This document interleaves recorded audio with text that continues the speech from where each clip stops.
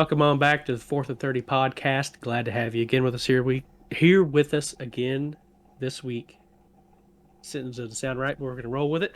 Podcast coming to you a little bit late. We all have lives, just like you guys do that are listening. So, sometimes it gets a little hard to juggle everything. But we are getting down to the nitty and the gritty, both of them, nitty and gritty of the NFL season here. First topic we want to cover, though, before we get to good, bad, and future, so nobody can have this. Welcome to our special guest, Chad Jackson. Oh, no. There he is. Man, shouldn't you be at work today? What up, boys? What up, Chadillac? I need to get my video on, right? Yeah.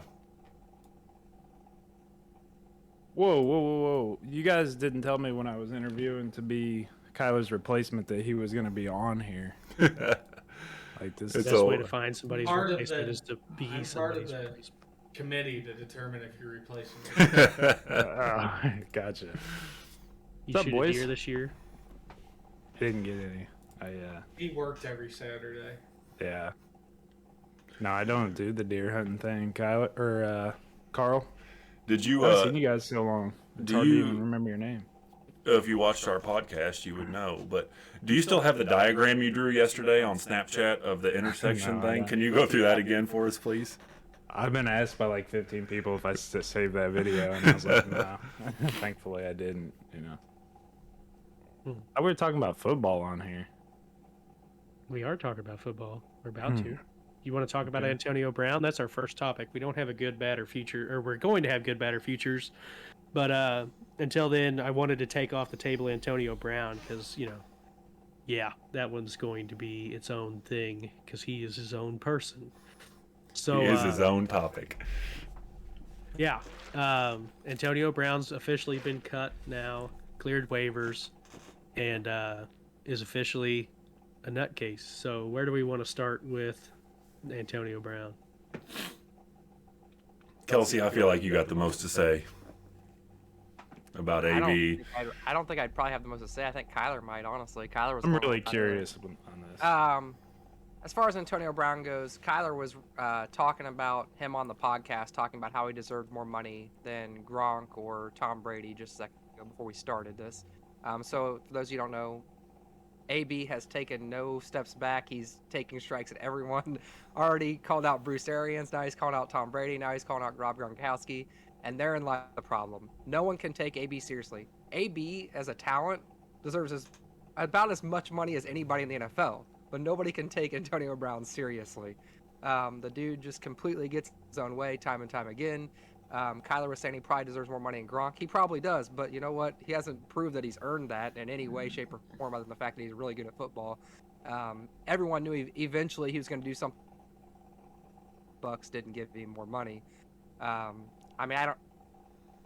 could go on for hours about AB, but there's really not as much to talk about as you think. I think everyone pretty much agrees that Antonio Brown gets in his own way. There's not much more to it than that. Yeah, I was trying to find every way possible to be on AP's side in this.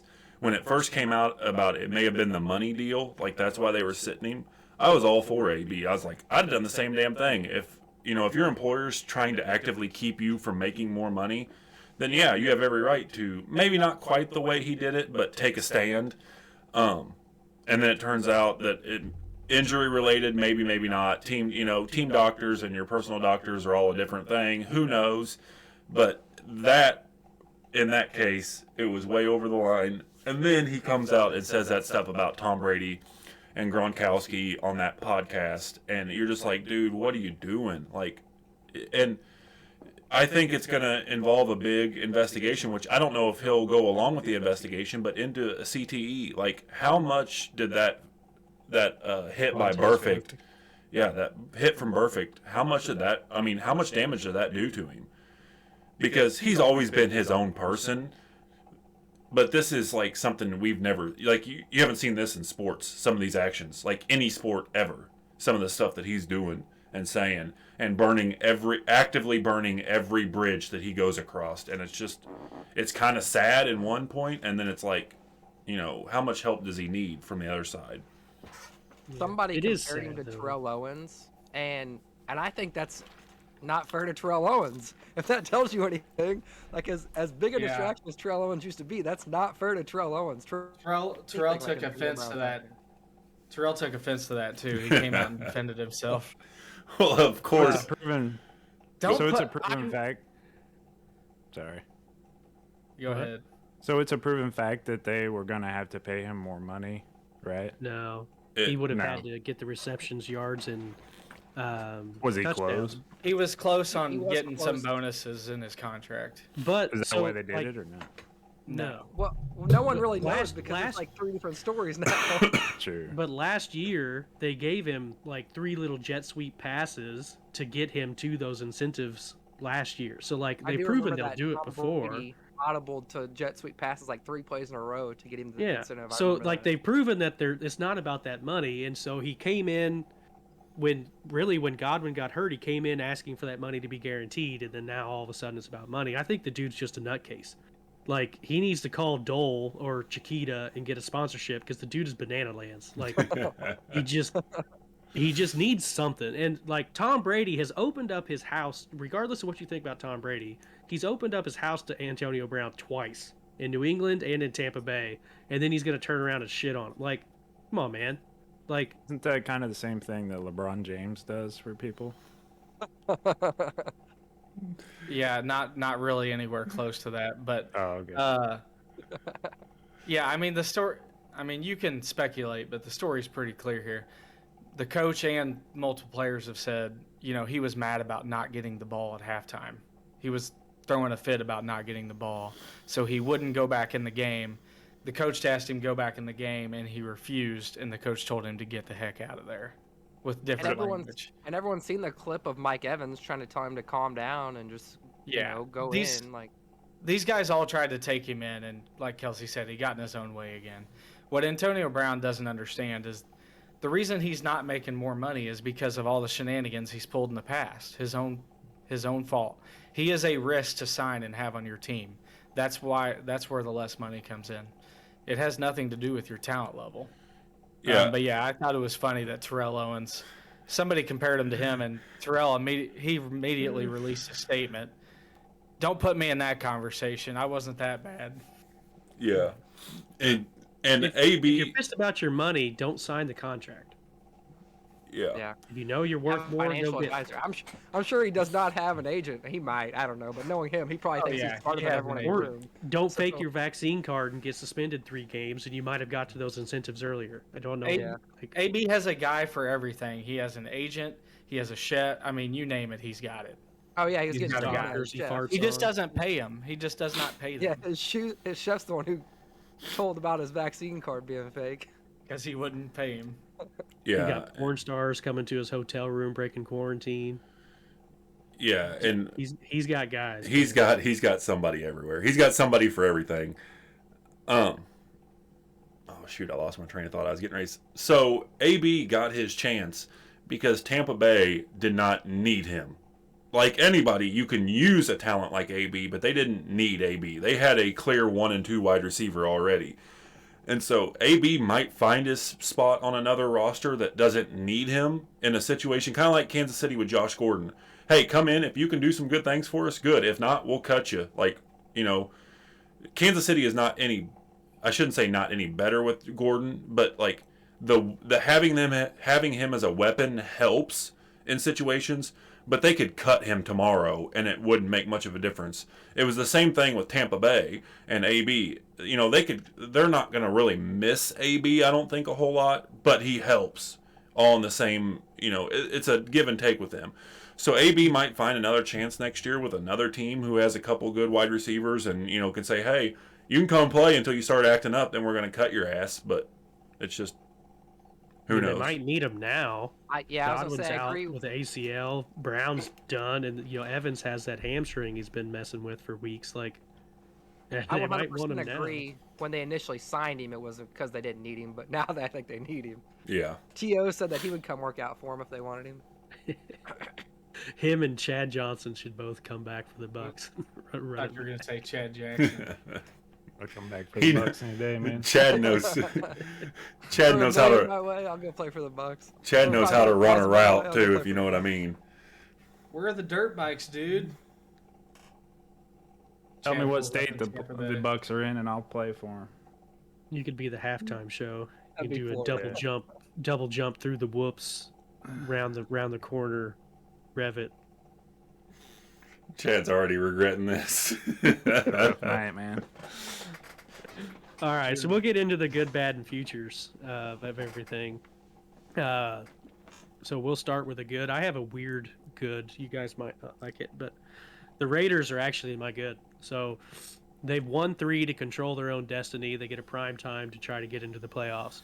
And this year, like it or not, garbage time, whatever, they've had 5 walk-off wins this season, which is the most in a season since the merger. So obviously they're playing the fourth quarter well. They're just not playing well in the first 3 quarters because 5 of their 9 wins have come from walk-offs. That's impressive. You know, the turmoil they've had, self-inflicted, obviously. John Gruden and Henry Ruggs. That cornerback, who I forget his name, but, you know, a lot of self-inflicted pain there in Las Vegas. But, you know, they've made it work, and they have a legitimate chance. They get to play for 40 minutes against another, or 60 minutes against another team to see if they can make the playoffs. So that's my good. They've put it together here close to the end to get there. Yeah, honestly, it's impressive that they're even still in it. And you know what's crazy is they have one of the most difficult schedules in the NFL. If you look at their wins this year, Ravens, Steelers, Broncos, Eagles, Cowboys, Browns, Broncos, Colts. Like, there's some pretty decent wins in there mixed in that group. Their losses are mostly against good teams and the Giants and the football team. But the fact that they're even still in it with everything they went through is impressive. Derek Carr, you've got to give him credit. Also has one of the best tight ends in the league. Hunter Renfrow has been playing great. I mean, yeah, and then Max Crosby's probably looking at a max contract whenever that comes up. The way he played off the DN, they've been impressive, and I honestly I think we all thought they would just implode after everything that went down, especially after Gruden and Ruggs. But somehow here we are, last week of the season. They have a chance to beat their division rival for a playoff spot. I think this is what all NFL fans dream of, and the Raiders have given it to their fans this year. So it all comes down to that game against the Chargers. Yeah, how do you say their coach's name? Bisaccia? Basikia. Yeah, obviously he deserves a lot of credit for taking over for Gruden and keeping it on the tracks. Derek Carr as well. Derek Carr is one of the most underrated quarterbacks in the NFL. You said they had 5 walk-off wins. You know, a lot of that's him making plays. Like, Derek Carr's the real deal. It's a shame he's played for the Raiders his first 5-6 years in the league. But especially deserves a lot of credit for keeping this, because Darren Waller's been hurt, their tight end. You know, they've been without him for a good portion of the last month. Max Crosby, their defense has stepped up this year, I think, for them to stay in it. It's not the Raiders' defense that you're used to seeing. They're actually pretty solid on the defensive side. And just the leadership from Derek Carr. I mean, keeping this train on the tracks was no easy task for anybody. Not at all. What was his position before he took over as head coach? Was he the special teams coach? Yeah, I think so. A little bit. Probably just a real likable guy. A little bit of a sidetrack, but I didn't know this, but apparently for interim coaches, special teams coaches get the head coaching job, the interim head coaching job, more than OCs and DCs, because they want to keep the offense and defense in the same situation that they were in, I guess. Here's a fun one for you. And the Do special you know who the teams first coaches- special teams coach was? It didn't used to be a position. Dick Vermeil was the first special teams coach in the NFL. Another reason why they do the special team coach is because he coaches over offense and defense, because all offensive defensive players are playing special teams. So he knows all the players a little bit better than your offensive or defensive That makes coordinator sense. does. Yeah. So back to the Raiders. Yeah, I like you guys said, I can't believe they kept it on the rails this year. You know, the Browns always Brown, the Cowboys always Cowboy, and the Raiders are usually in that. And since the 70s or whenever, the Raiders have always Raidered. And this year, it says a lot to Derek Carr. It says a lot to that defense. And then their interim head coach has done a very good job this year. And, you know, they're in a position to get into the playoffs tomorrow night. So we'll see. It's interesting. That game is going to be must-see TV for everyone who's a football fan. I mean, it's another playoff game. Yeah. It's a wild card. Like, Yep. Wild card. Chad, you got an opinion on the Raiders? Not on the Raiders, no. Very good. I do have a good though. Okay. My good is Darrell Williams. Yeah. I think he's stepped up, and I mean, I think he ran the ball awesome last week. Obviously, I might have a Chiefs good because I don't get to pay attention to much other stuff right now, but Busy work schedule. no, just got a lot going on, you know. Halo. Halo. Yeah, and I made that comment in our group chat. Chad, I sarcastically, but then again, somewhat seriously, said that CEH is out this week too, so we should have another good week on the ground. Is because I'm a firm believer in Williams and Gore both. I love the way both of them run the ball, and we seem to have a lot of success on the ground. And I think that's because the Chiefs try to use CEH to his full potential in the passing game when he's in there. But we really ground and pound the ball with Williams and Gore both, and Williams has just proved time and time again that he is a reliable guy we can count on to run the ball. And it's been what we've needed in these last few games. Yeah, I'm not going to sit here and pretend I know more about the Chiefs than you guys do, but it seems like every time I'm watching Darrell Williams play, that offense is different than CEH. That's more of a limited time watching. It's not a watch every snap kind of thing. But it seems like when I turn the TV on and Darrell Williams is playing, he is making plays, catching passes, you know, getting yards on the ground between the tackles. I personally think he's their best running back all around. Yeah, he runs downhill, and I mean, So, a couple of the problems with this. One, I think Darrell Williams is a more complete back. Darrell Williams is definitely a better receiver out of the backfield. There's no question about it. He has 44 receptions for 422 yards, where Clyde Edwards-Helaire has 19 receptions for 129 yards. Darrell Williams is a better receiver out of the backfield. He's a better pass blocker too. He plays every third down for a reason. One thing with Clyde Edwards-Helaire I don't like is we do a lot of outside zone running with him, which annoys the heck out of me, which is why I think people get the perception that he doesn't run downhill, because he's trying to get outside where he's supposed to be going, and people think he should be running straight upfield. But as far as running the football, Clyde Edwards-Helaire is the better runner. He has 18 less carries for, well, I guess now, this week Darrell Williams passed him in yards, but it's 119 carries for 517 yards, averaging 4.3 per carry, and Darrell Williams is 137 for 541, averaging 4.9. And it was, until last week, it was like 3.7 to 4.3. It was Darrell Williams closed the gap a little bit. Clyde Edwards-Helaire is the better runner, but the problem is we run differently with Clyde Edwards-Helaire, and I don't know why we are scared to run up the middle so much with Clyde Edwards-Helaire.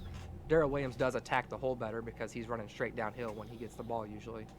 isn't that kind of how all of our running backs have been in the past couple decades, you know, like just outside runners? Yeah, I mean, there's been a couple guys that can punch it down the middle, but Larry Johnson Charles, could punch it.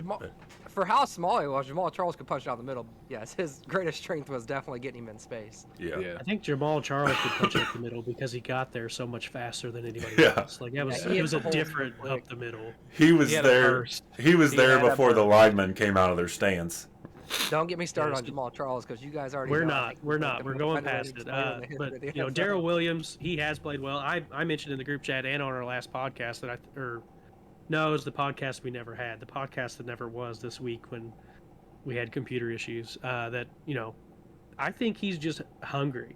You know, I think he just plays well when he gets the start, when he's the guy. Like he seems to want to be that guy. I don't know if he could be over the whole season. His role is he will shine in a running back by committee. I don't think he would shine as the guy. But when he gets the opportunity 3 or 4 games a year to be the guy, he does a damn good job. And so, that's an asset. Anytime you can have that guy in your team that like steps into a big role when he's needed to, that's an asset. So, Yep. Agreed. And I think the Chiefs, I think one thing, a lot of Chiefs fans are expecting Clyde Edwards-Helaire to be the guy we thought he'd be before the draft when we drafted him. I think that's one thing that hurts Clyde Edwards-Helaire is everyone expects him to be an all-star running back. And I think these two together work well together. Like, if we have both of them together, Yep. they work very well together. And I think we just need to be happy with that instead of expecting Yeah. Clyde Edwards-Helaire to be some amazing running back. And I talk a lot about CEH and negatively, and I'm happy to have CEH on our team. My negative talk is more so that I just think Williams should be the guy and Williams should be the running back by committee, instead of the other way around. But regardless of who's RB1 and who's RB2, the Chiefs are making it work right now, and I'm happy with that. So, and we have a damn good RB3 too. Derek Gore has played really well in his limited roles this year. From practice squad to main roster to practice squad to main roster to back and forth, he's played well. You know what's funny is in the preseason I told Jason Weaver, I said, hey, this guy runs hard. He's going to get some carries this year. And then everything happened, and he ended up being our main running back 1 or 2 games. Yeah, and I don't even remember how long ago it was, but Kels, you messaged us in our group chat and said Chiefs promote Gore from practice squad, and I was like, I didn't know we had Frank Gore on our practice squad, so I immediately started Googling shit, and I'm like, oh, it's Derek Gore. Oh, man. All right, my good is a backwards good. My good is the Cowboys are not a legit playoff contender because they have not beat a team with 10 wins yet. They don't win. Be a bad. No, it's a good thing because I hate the Cowboys. So the Cowboys, oh man, I had it pulled up and okay. Lost to the Bucks. They beat the Chargers, who could be a 10-win team after this week. Same with the Eagles, could be a 10-win team. After that, they've lost all their other big games. They beat the Saints, which I guess you consider that a big game. They got beat by the Cardinals, beat by the Buccaneers. Like, they're just... Do you guys have all these stats pulled up on computers next to you? You don't Yes. just remember all of it. Yes, no, I can't remember what I ate for breakfast this They morning. beat the Patriots. Patriots have 10 wins. You can't Oh, yeah, find that was Mountain it. Dews. Yeah, I can't even find the Mountain Dews I dropped a little bit ago, but... Yeah, Yeah, and that's my good, great. is there's nothing I love more than seeing Cowboys fans cry, and this is the year. Their defense is the best in the league. You know, I like Dak Prescott. I'm not even going to front there. I like Dak, and Dak is playing really well this year, but their best running back is their RB2 because they're paying Zeke so much money that they can't not let him be the guy. And they're just gonna do Cowboy things in the playoffs. I don't even know who they're scheduled to play right now in the first game, but I don't even see the Cowboys winning a game in the playoffs. Home or on the road, which I guess they'll be at home regardless. But... Ironically, if it started today, they'd play the team they just lost to, the Cardinals. But they did beat the Patriots, who have 10 Yes, wins. I looked that up the other day. I forgot about that. And the Buccaneers, they lost to by 2 points in the season opening game, where the person on the road never wins, and they gave them a heck of a game. Then they beat the Chargers the next week. I think they're a little better than you're giving them credit for, but in the loaded NFC, they might not win a game in the playoffs because there's 5 teams that are legit at the top of the NFC. So you might be right on that front, but I think the Cowboys are better than you're giving them credit for right now. Yeah, I mean, they also get the benefit of playing in the NFC East, and we say that every year, but like, come on, it's How many wins would they have if they but- replace the Seahawks? If Yeah, they but were why in the didn't anyone Seahawks ever say that position, about the Packers? The Packers are the same every year. They beat the NFC North, who is usually pretty weak, The- and they lose the playoffs. the They don't say Bears, that about other teams. the Bears and the Vikings are usually middle of the road. Usually, Well, the but- Giants. I mean, the About Giants. like have- Giants in Washington Yeah, Giants and in Philadelphia. Washington and Philadelphia. They the all have Giants have just as many wins as the Jets over the past 6 years. I am tired of people giving the Giants a pass. They are dong water. Like, come They're on, not as guys. bad as the Lions. They aren't as bad as the Lions. the Lions are in a As league of bad their as the own. Lions. Washington's not as bad as the Lions. I'm just saying, if we do this for one team because we hate the Cowboys, we have to do it for other teams too. Like the Packers. But have been the in the same difference is the situation. Packers have made the NFC Championship game, what, like 5 times in the last 10 years? And How they many made times has one Dallas Super made Bowl it? with Aaron Rodgers? How many times has Dallas made it since the 90s? Once. So, like, It what does. are we talking about here? It's the it's apples Cowboys- and oranges. The Cowboys are number 1 in points scored, and they're number 7 in points against. The Cowboys are a contender. They have the talent to contend. The problem with them is they go into these lulls where you don't know what their identity is on offense. Do they want to run the ball? Do they want to pass it? That's what they've got to figure it out. They have the players and they have the ability to figure that out. They can still contend, but I don't think you'd consider them one of the favorites just due to the lulls that they get in, and just because at times they look like the best team in the league, hands down. Their defense can get really hot. Their offense can get really hot. They look like the best team in the league sometimes. But then at times they look like just a middling team. So it just depends what your team you're going to get in the playoffs, because it's one and done. One game, they look like that middle-of-the-road team. They're done. So Trayvon Diggs is the perfect Cowboy. Yeah. Yeah. Yes, sir. Sometimes, give and take. Sometimes very good, sometimes like poop. They have a running back. Sometimes with maybe shit. 915 yards rushing, averaging 4.2 yards a carry, and a running back with 719 yards rushing, averaging 5.5 yards a carry. A quarterback who's thrown for 4,100 yards, and you still don't know what you're going to get from him on a weekly basis. Yep. Chad? I have 0 stats for you. Very I don't good. know.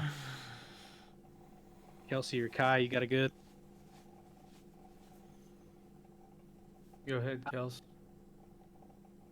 Yeah, my good this week is going to be the San Francisco 49ers. And I've done this before, but the fact that they're in the 6th, kind of like, not quite as bad as the Raiders, but with how they started the season, I think we all wrote them off about, what, week 6? It was kind of like the Dolphins, honestly, but the Dolphins fell off. Niners have kept it up. They're in the 6th spot right now in the NFC. They started out, what was their record at the beginning of the season? 1-3 or 1-4, weren't they? No, they started off with 2 wins apparently. Then they lost 4 straight. 2-4, yeah. Yeah. Well, 3-5, 3-5, and then since then they're 1, 2, 3, 4, 5, 6, 7, and 2. We all wrote them off about week 5, and somehow, some way, led by the mighty Jimmy Garoppolo and Trey Lance, they don't know who their quarterback is. They found a way to be in the playoffs. If it started today, all they got to do is win and get in. Debo Samuel. They do play the Rams. Yeah, Debo Samuel's the reason why. They do play the Rams this week, so it's not a guarantee. But they win, they're in, and I don't think anyone would have saw that in week 6. Yeah, but at preseason we saw that. Preseason, we predicted the NFC West could have 4 playoff teams in it. So it's not, grand picture, big picture. It's not crazy that the Niners are in playoff contention. Right. Yeah. No, but it is actually kind of a bad thing because, had the 49ers season kind of unfolded differently and they just kind of lost and maybe won 4 or 5 games, Kyle Shanahan might be on the market for somebody. But now that he's kind of rectified this, I'd say he's in San Francisco for good, and deservedly so. The guy's a good coach. And if he would have became available, anybody with a head coaching opening, I would have scooped up immediately. The Jaguars wouldn't have, because that's not their style. Yeah, that's way too good of a coach for the Jaguars. Yeah, and Way too obvious. that's what's wild about professional sports in general is, I mentioned this in one of our other episodes, is that going into the year, Kyle Shanahan was widely considered a top 5 coach in the NFL. And had this season gone down the drain, that narrative changed when they were 2-4. Is Shanahan the guy? And he was on the hot seat. They didn't know if he was going to make it through the year. And then all of a sudden they turned their season around and are in the playoffs as of right now. And Kyle Shanahan's back to being the guy, And I believe that. I believe Shanahan's a great coach. If you can win games with Jimmy G, you're a damn good coach. But, yeah, I mean, Debo Samuel's emergence this year, he's been good, but he's been great this year. And he has kind of carried the Niners offensively. And then defensively, they're okay. They're outscoring their opponents by 59 points over, the course of 17 or 16 games. So probably the most surprising thing is what we expected to be a dominant defense has not been dominant. All What right, makes Kyle, it you hard got to win Debo with Jimmy Samuel G? he's a game manager. 200 It's yards this receiving and 300 yards rushing. Not too shabby. no. There's nothing wrong with Jimmy G. He's the Wish.com version of Alex Smith. Alex Smith is one of maybe my favorite player of all time. He's up there. He's one of them. But you can't do a whole lot of dynamic things with guys like Jimmy G. And when you have an offensive mind like Kyle Shanahan, if he had a Patrick Mahomes or an Aaron Rodgers or a Deshaun Watson, then he'd be able to do a lot more. And Jimmy G's capable. Matt Castle, Yeah, Pat Castle. to name some greats. Yeah, Jimmy G's a guy that you need those complementary players around to kind of help him out. But my good, I'm going to go with something different than y'all thought. But my good is the career of Ben Roethlisberger. 18 years. I know you guys probably thought I wouldn't. Is it over? It's over. It's time. Okay. He said he's not going to go play anywhere else. But I mean, just when you reach the end like this, and that was a cool thing to watch Monday night. If anybody got to watch it, especially for Steelers fans. For 18 years, never had a losing season. He's went through a coaching change. He's went through 6 different defenses. He had a great defense to start, no denying that. Went through a lull with some bad defenses. Never had a losing season. It seemed like every receiver you put on that team was better than what they were. Just to name a few, Mike Wallace, Marcus Wheaton, guys you didn't really hear about after they left Pittsburgh. Big Ben was the one. He was the one. Constant. What's the one constant in those 18 years? Never had a losing season. You kind of look back when it comes to the end. You look back at some of the iconic plays. As a rookie, he came in and won 14 straight games, didn't lose record. They lose that year, and he tells Jerome Bettis after the year, "Come back for one more year. I'm gonna get you a Super Bowl." As a rookie, tells a guy like Jerome Bettis that. Comes back the next year. They play at Indianapolis, and I know you guys remember the tackle. Is there another quarterback that makes that tackle on that fumble? I mean, that was a game-saving play. Like, when your quarterback's built like a D end, you kind of expect that. A quarterback backpedaling, but he was I mean, it was an iconic play. And then I don't think people talk enough about the throw he made to win that Super Bowl. A lot of people talk about the catch, which it was a great catch, but you can't put that ball anywhere else to win that Super Bowl. And the last thing I'll say about Ben is he's had a hard time giving it up. He clearly still wants to play because he loves the game. Like not very many people put more on the line than he did with all the injuries that he played through. A broken foot in the Super Bowl. And when it came Sunday, even if he didn't practice all week, he was playing. And that's one thing that it's going to be a big change for Pittsburgh. I mean, even this year, in his 18th year, he's taken sack after sack after big hit after big hit. He couldn't even tie his shoes earlier this year because of his hip injury was so bad. But in his 18th year with nothing left to prove, he still went out there and, came back for one last ride. So I think that's the thing he wants to be remembered for. That's what I'll remember him for. And, it was a hell of a ride. Yeah, Big What Ben happened on the Monday? field. His last game in Pittsburgh Oh, okay. was Monday night. Big Ben on the field is a Hall of Famer. No doubt about it. Like, the dude's going to be in the Hall of Fame. It's just when he becomes eligible. Off the field, not so much. But, He's matured a little bit as he got older. We'll say that. Well, yeah, because he's 40 now. But Yeah. People do that. But Start calling no, him on the field, Big Ben has been the quarterback of the Steelers for the majority of our lives. Everybody sitting here, the majority of our lives, he's been the quarterback of the Steelers, and he's been constant. You've never wanted to play the Steelers. Like, you might say you wanted to, but you look at that. If you look at the schedule before the season, you see you have the Steelers on there. You're like, that could go either way. So, you never wanted to see the Steelers, and Big Ben was a big part of that. So,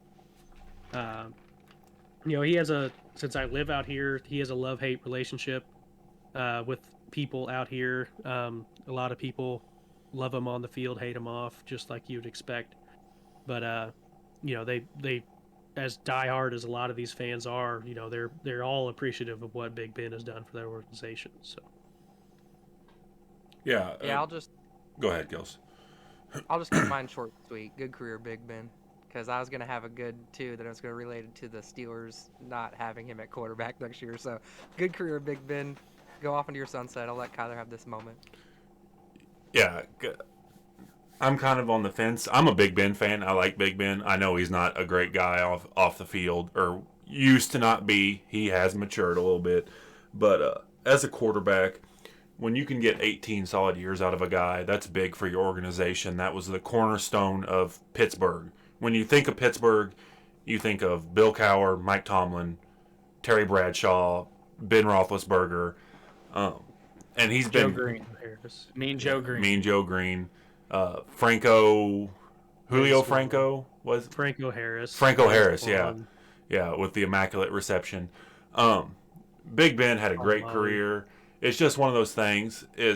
Although he still put up decent numbers this year, everyone who watched the Steelers game knows it's time. You don't want to watch Hall of Fame guys play way past where they should have quit, and then they look like garbage their last couple years.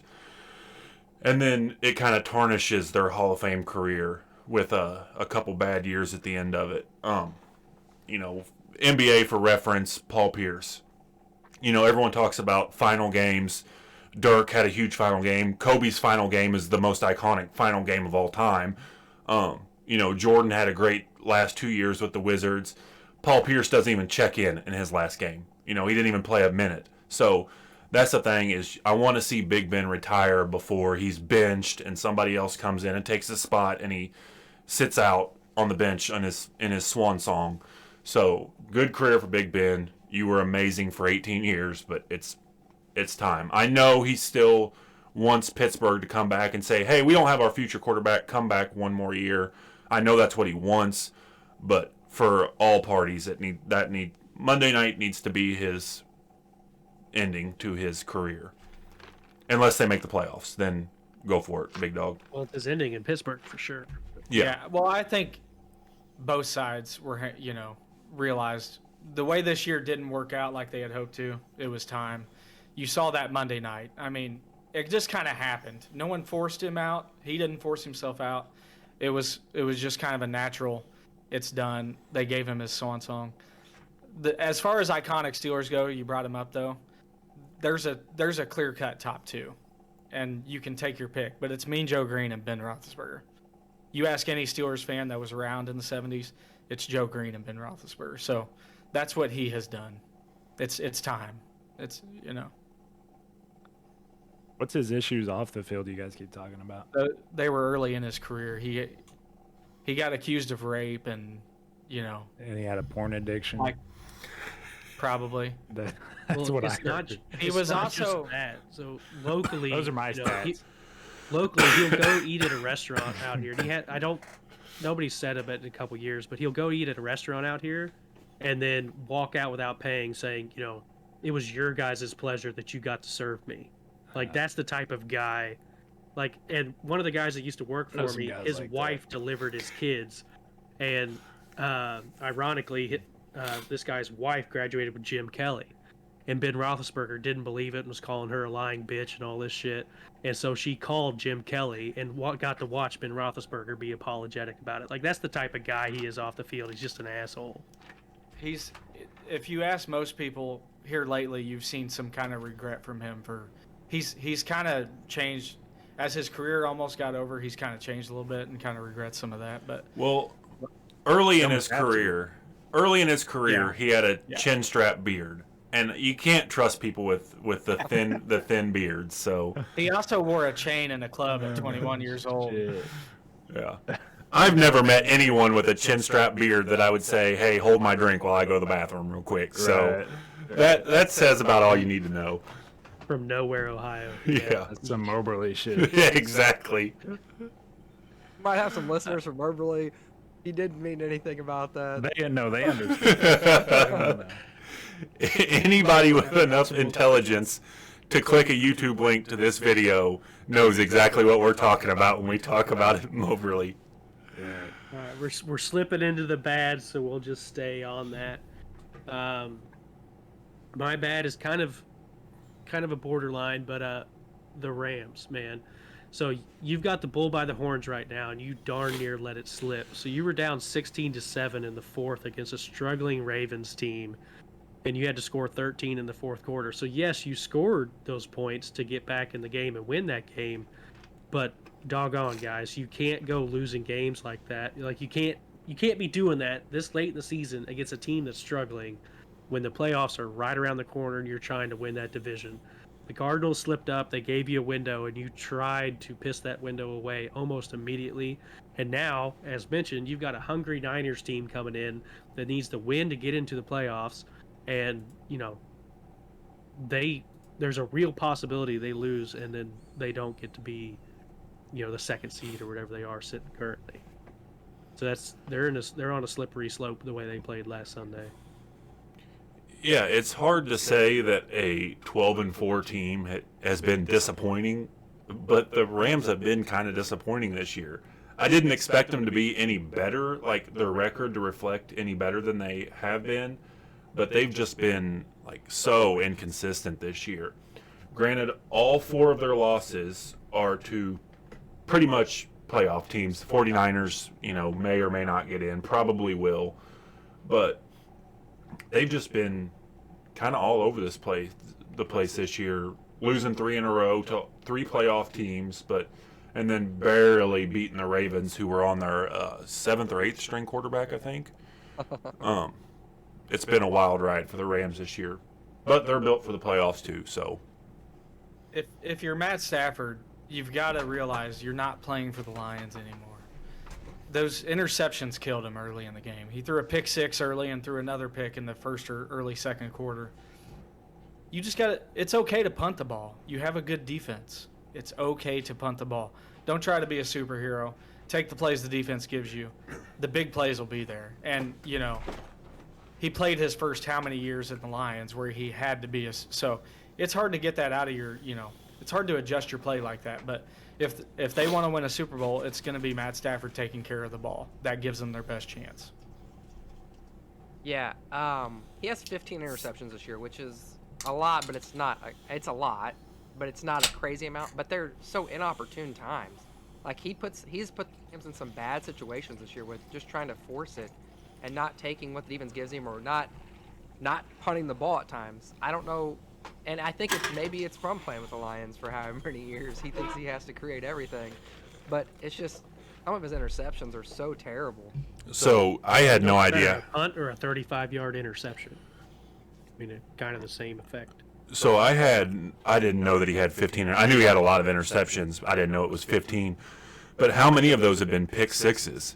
I mean, it's kind of a meme at this point in time. I didn't even know he had 15 interceptions, but I've seen at least 3, 4, 5 times this year. I've seen memes about, Stafford threw another pick 6. So, I'm a big Stafford fan. I was excited to see him go to the Rams. Big Stafford guy. Big Stafford guy, yep. But you got to think it's from playing with the Lions. If you don't score on every drive, you're not going to win the game. So what is better? Like Carl said, what's better, a punt or throw it down there and just hope one of your guys comes up with it? I mean, that very well could be from playing with the Lions. That could be a lot. Yeah, but the answer is a punt, obviously. Yeah. Alrighty. Who else has bad? Well, I have a quick bad, and it's the college football playoffs. I mean, how much longer is this gonna? Every once in a while, at some point, there's gonna be some fireworks in the college football playoff. It's not gonna be Georgia, Alabama, but I don't know what you do. People call for expanding.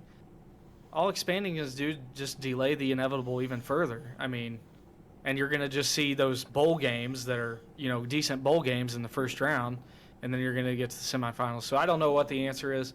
This NIL thing probably needs a couple more years to shake out to kind of even up the talent. So I think, you give it a few more years. But college football is just tough.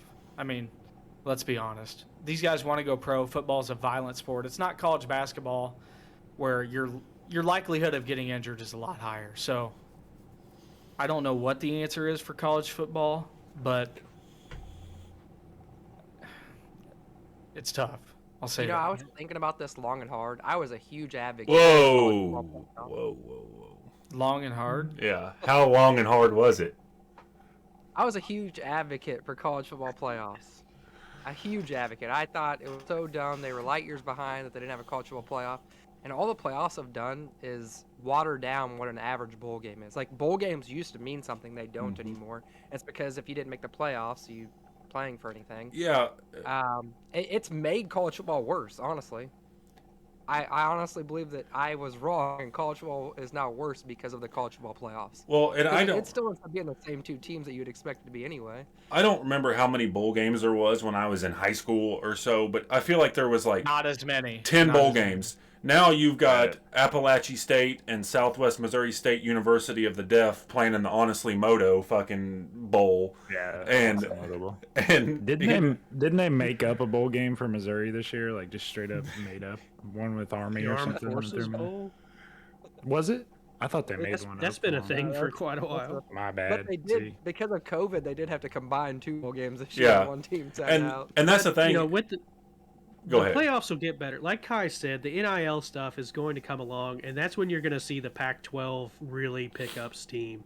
So, yeah, Oregon tries to mix in every once in a while, but you got to think about the money that's sitting there at USC. You have to think about the money that's sitting there at UCLA, at Stanford. Like, those schools are going to come online, and they're going to come online hard. And so maybe then, Long. I didn't say long. I said online. Which you can get hard online too, but so when they do come online, which I guess you can do that too, when they do get there, man, there's just no way around this. She's downhill quick. When the Pac-12 starts being good at football, then you'll see that with that NIL deal and all that money, maybe then you'll get some more competition because you won't just have the SEC and occasionally Clemson. Like, because Ohio State's always going to be a factor. And then you'll get a West team and a Southeast team. And it might make it feel better if it's not just all, I could drive to that stadium in 3 hours. Like, they're 3 hours apart. They played already this year. Like, I think that'll make it better. And it's just, like you said, it is too watered down at the moment with 42 different ball games. Like, give it a break, play your conference championship, and be done. If your conference sucks, like About the money. just be done.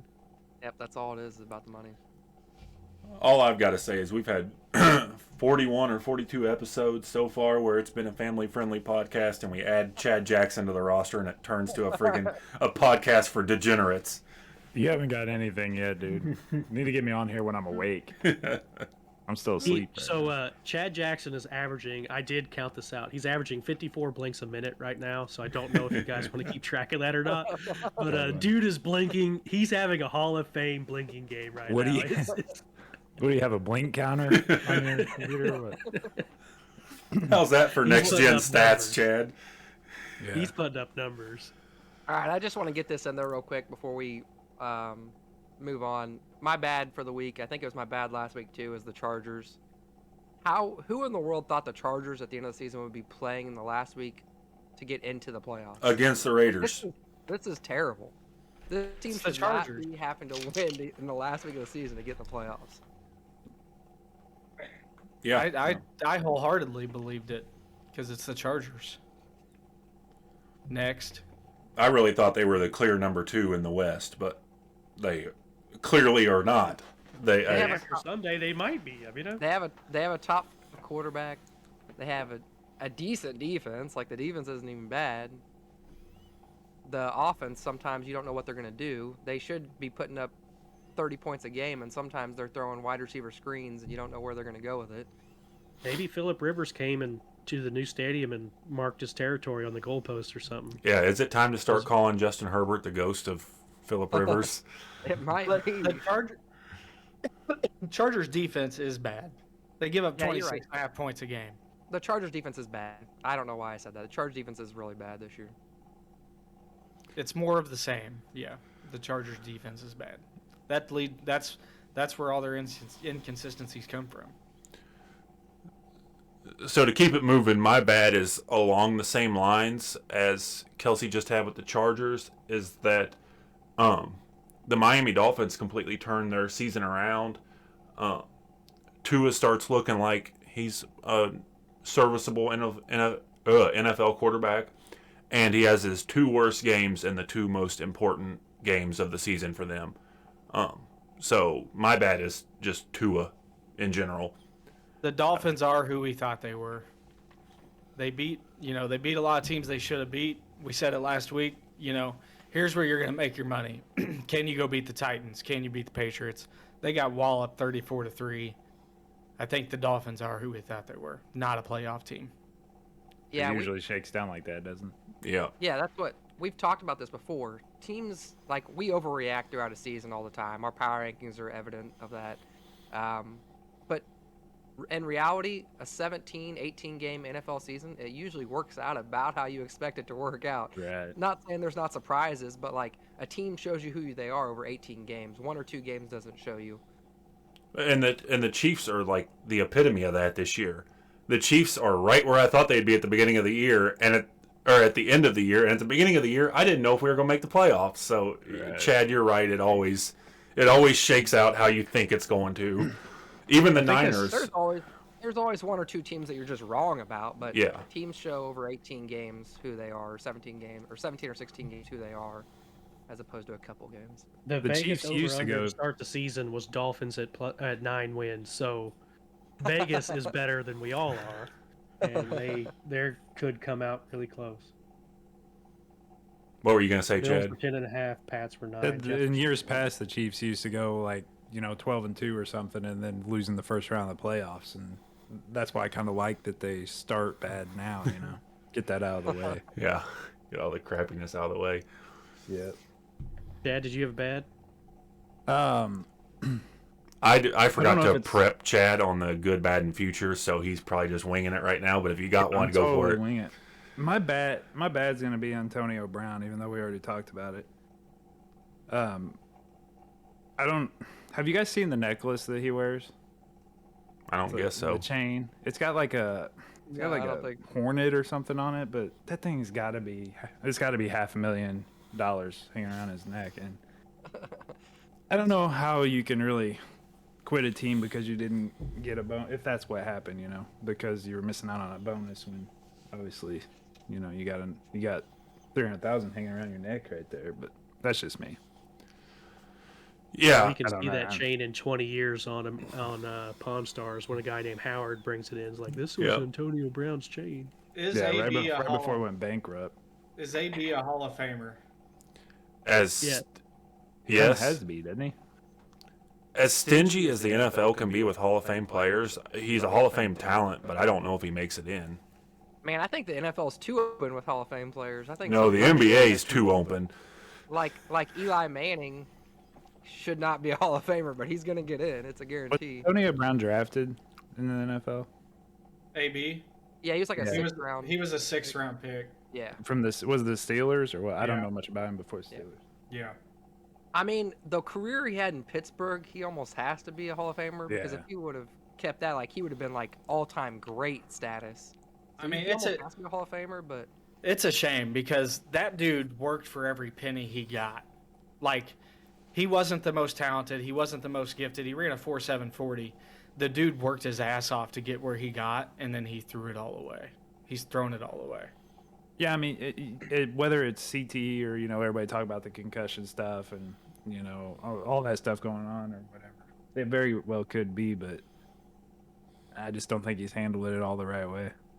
I mean, before that concussion, there was all right. nothing. So here's Antonio Brown's from 2011 to 2018, 69 receptions, 1,108 yards, and then the next year he only played 13 games. And then he had 1,499 yards, 1,698 yards, 1,834 yards, 1,284 yards, 1,533 yards, 1,297. He has to be a Hall of Famer. It can't even be a debate. It's one of the best 6-year stretches of all time. I told Kyler that if there was anyone who had an arc that could even, if they played for a long time, that could even potentially catch Jerry Rice on anything, it was Antonio Brown. Yeah. And then his arc went whoop like that. It went straight down off a cliff. 2 weeks to slow the spread. Yeah. Alrighty, so we'll move on into futures. I've got a real quick future here. You guys don't even need to comment on it because it's set in stone, kind of. The Bills better be on watch because the Jets are coming for that hiney. So the Jets have beat the Titans and Bengals this season. So the 1 and 3 seed, and they're hungry for it. They want to beat another playoff team before they get to the end of the season here. And yeah, I realize they're at 4-12, a little bit under my 7-win prediction. But the Jets have proven that they beat people that aren't prepared for them. Like, that are just kind of like, And so if the Bills are like, we're just trying to get into the playoffs, whatever it is, they almost went into Tampa Bay, or they almost beat Tampa Bay. It was in New York. They almost beat Tampa Bay last week. It took Tom frickin' Brady to beat the Jets. So, I think they want to complete the trifecta, and they want to beat the Bills, and I'm here for it. I think the Bills better be on watch.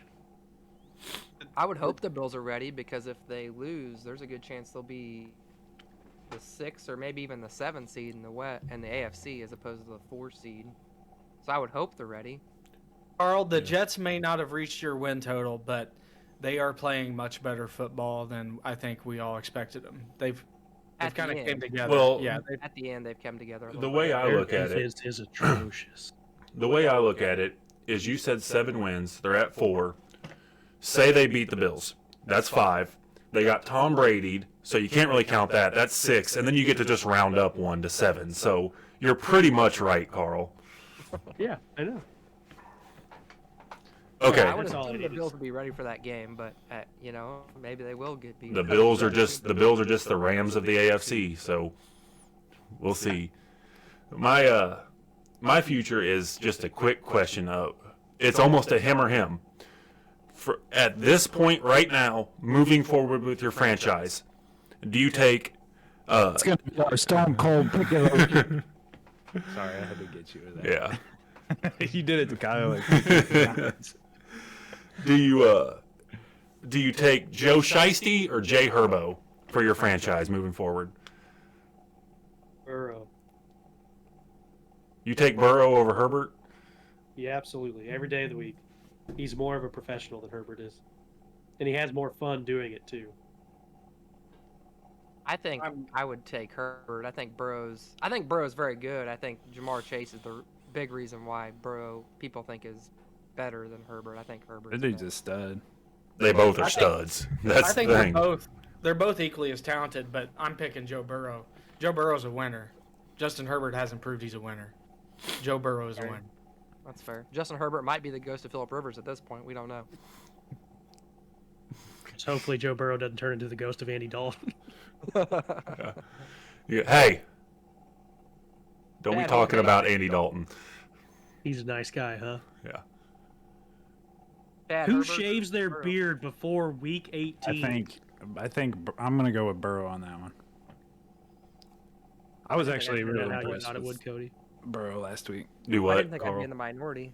I thought at least someone else would take Herbert. Did that turn out how you thought it would, Cody? I didn't know how it would turn out. I mean, if I had to pick, gun to my head, life on the line, I'd take Herbert probably, but Wife upstairs. yeah, I'm taking either one. She's holding the gun to it. Yeah. Wife Yeah. is the one holding the gun. Yeah, you can't see her. She's actually wearing her Herbert jersey right there, gun loaded, pointing at me right now. So I'm taking Herbert, but I'll take either one. They're both extremely talented. We got Philip Herbert and Andy Burrow, but And when you first asked that question, I was trying to decipher in my head. I was like, who is he talking to? I was like, Yeah. oh, never mind. I was using the slang nicknames for him. Joe Shiesty or Joey Franchise, whatever you want to call him, and Jay Herbo. Well, you got plenty of people saying they'd take Herbert over Mahomes recently. So I mean, Yeah. Herbert's Burrow apparently have a the best- cigar deal best yet? quarterback in the Because NFL. if he don't, that dude is iconic with a cigar. When he gets to Yeah. pull out that cigar, I mean that's I posters. couldn't tell you a single cigar company, a name of them, but they need to sign Joe Burrow to a deal. Ohiba. So Anyway, AFC playoffs, we've talked about that a lot this year. I feel like it kind of fell to a thud for Week 18. I mean, everybody's depending on the Jags to beat the Colts, which I don't think is, crazier stuff's happened. But even if the Jags do beat the Colts, then the Chargers and Raiders can just kneel the whole game. God forbid they don't do that, and they both get in. So, what was a great AFC playoff race, I feel like kind of felt. We'll see tomorrow, and today, but it kind of fell to a thud for Week 18. Yeah, I was really I think expecting. it altered a little bit. I was really expecting the playoff race Week 18 to come down to a spreadsheet this long, and we were going to see the numbers and plus and minuses coming out of the top of Carl's heads, but He's got 2 heads. Yeah. Hey now. Plural in the head. the He might as well have with as much brain power as that dude has. Is that why his forehead keeps expanding? Week 17 had all of that though. Mine's trying the to grow. classic Week 17 had all of that. So, Maybe Week 18. Maybe we were right. Maybe it's just too long. Maybe that one more week was not. We didn't need it. but see, not everybody's depending on the Jags to beat the Colts. Some of us want the Colts to make the playoffs. Some of them just need the Colts to lose. So, I'm here for the Colts story, so I do want them to beat the Jaguars. And I don't think Roger Goodell would allow them to kneel. Let's say in a utopian world, the Jaguars miraculously beat the Colts. Not happening, but let's say it happens. If they started for not letting people kneel. if they started to kneel, Goodell would cut the feed. Oh my I think you're right, Carl. You're on to something. Episode has been Yeah. crazy. Well, and I just want to see the Texans beat the Titans. I don't care. I want to see the Texans beat the Titans and the Chiefs take care of No, business. the Chiefs can play the first round. You know why? Because the Steelers beat the Titans, and then the Chiefs lost to the Bengals. Chiefs can have made their bed. Let's go Titans. All right, if you're saying that we shouldn't have lost the game to the Bengals, I completely agree. We handed that one over for sure. so we're also. To- Go ahead, Chad. While you guys are to stop here, I hate to do this, but I have to get a haircut in like 18 seconds. So All right. Peace out, That's Girl like, Scout. that's like 14 blinks from now. That's crazy. yeah, it's really fast. It goes by quick. All right. Thanks for joining us, I'll bud. here sometime like during the evening when I'm awake, so I can Yeah. really get into some stuff with you, some stats and stuff. Yeah. Have them all pulled up, ready to go. Have a spreadsheet and a PowerPoint in the background. Hey, Yeah. when we gonna go ride some bikes, dude? Today, man, it's a perfect day for it. You Well, want to apparently go? not right now. You gotta get a haircut. Yeah. You used to play this afternoon. Dude, it's 32 degrees. No. No, it's freezing. No, absolutely not. This summer we will, bud. Let's do it. All right, let's ride some bikes. Right on. Hey, Carl and Kyler, your beards are looking fantastic, by the way. Thank you. Much Carl- appreciated. Thank you. Did you go Joe Buck on us though? Did you dye that thing? Because it kind of looks like you No. may be dyeing it a little bit. She's all real. Really? So is this, bud. Yeah, I feel you, dude. I feel you. All right, guys, I got about 3 seconds now to get uptown, so Okay. Peace. I'll holler at y'all later. See you, Chad. All right, we still have one more future, I think. Unless Cody had a point on AFC playoff picture. Nope. All right, Kai, you got a future? Yeah, the AC playoffs already did it. Oh, who had a? Were we I done with would- futures? Kyler was starting talking about AFC I think that's playoffs. it. But that is it. Very good. What a weird ending to a weird show. Yeah, this is a crazy episode. That's what happens when you miss the week before and you're potentially going to miss the week after. It's just kind of a hodgepodge of get all the content in as quick as possible. All right. So we apologize to any grandmas that were listening this week. Not normally like that, but we know that you're forgiving grandmas and that you'll forgive us. We're sorry. Grandmas are loving that way. So, sorry about that. We'll do better, Grandma. We got this on lock. So until then, we appreciate it. Watch football this weekend. You know, it's quasi playoffs. It's legitimately a playoff game for the Chargers and Raiders. Start dabbling in some NBA, just because that's kind of what's around the corner. There's zero MLB to talk about, so we don't even have to go there. But yeah, so until then, be good out there. Tell your grandma, like and subscribe. Stay frosty.